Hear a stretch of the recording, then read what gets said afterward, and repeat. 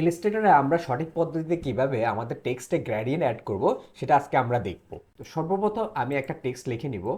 লেখার পর অবশ্যই টেক্সটটাকে আমরা সিলেক্ট করে নেব। সিলেক্ট করার পর আমরা উইন্ডোজে ক্লিক করে অ্যাপিয়ারেন্সে ক্লিক করব, অথবা শিফট F6 ক্লিক করলে আপনার অ্যাপিয়ারেন্সটা চলে আসবে। এরপর অ্যাপিয়ারেন্স থেকে আপনি এখানে থ্রি ডটসে ক্লিক করবেন। থ্রি ডটস থেকে আপনি অ্যাড নিউ ফিলে ক্লিক করবেন। এরপর এইখানে ফিল থেকে আপনাকে গ্রেডিয়েন্টে চেঞ্জ করে দিতে হবে। আপনি যে কোনো একটা গ্রেডিয়েন্ট সিলেক্ট করবেন, এরপর আপনার গ্রেডিয়েন্টটা অ্যাড হয়ে যাবে। এরপর আপনার গ্রেডিয়েন্ট টুলস দিয়ে আপনি গ্রেডিয়েন্টের লোকেশনটা চেঞ্জ করে দিতে পারবেন। আপনি যেভাবে গ্রেডিয়েন্টটাকে চেঞ্জ করবেন সেটা সেভাবে হবে। এখান থেকে আপনি গ্রেডিয়েন্ট থেকে আপনি চাইলে কালারগুলোও চেঞ্জ করে দিতে পারেন।